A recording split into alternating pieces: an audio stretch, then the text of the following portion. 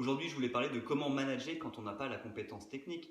Par exemple, on est directeur marketing et puis on n'a jamais fait d'études de marché. Certes, l'exemple est un peu grossier, mais c'est juste pour illustrer. Est-ce que vraiment je peux être directeur marketing alors que je n'ai jamais fait d'études de marché?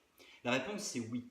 Oui, parce que finalement, quand on est manager, notre compétence, c'est de développer la compétence des équipes. Et pour ça, il suffit peut-être simplement de les inscrire à des formations.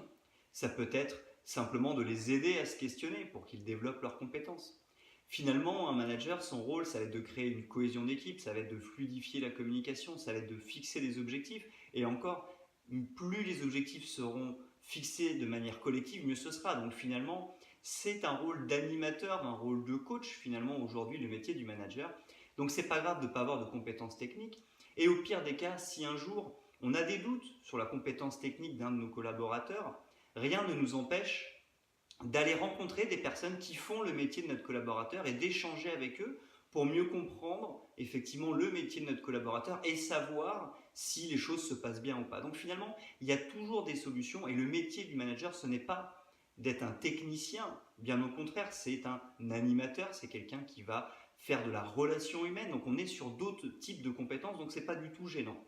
Là où j'alerte aussi, c'est de ne pas développer ce qu'on appelle le syndrome de l'imposteur, c'est-à-dire que finalement, quand on n'a pas la compétence technique, on pourrait se dire mais je ne mérite pas ce que je fais, je ne mérite pas mon poste de manager. Jamais, nous ne devons jamais nous dire ça, nous ne sommes pas un imposteur. Nous pouvons avoir des gens qui sont extrêmement bons techniquement, mais qui n'ont pas de compétences dans les relations humaines.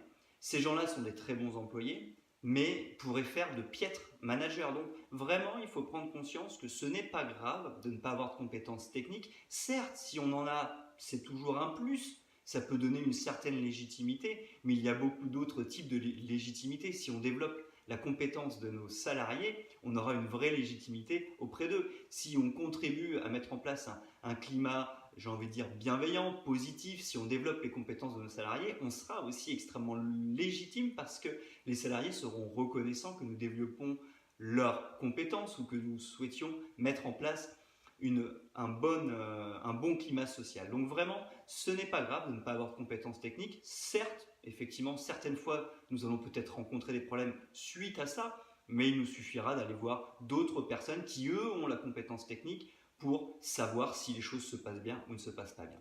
Voilà, c'était la réponse à la question du jour qui était peut-on manager sans compétences techniques? Ma réponse en tous les cas est oui, bien sûr, nous pouvons le faire sans souci. Voilà, j'espère que cette bonne pratique du jour vous a été utile et moi je vous donne rendez-vous dès demain pour une nouvelle bonne pratique.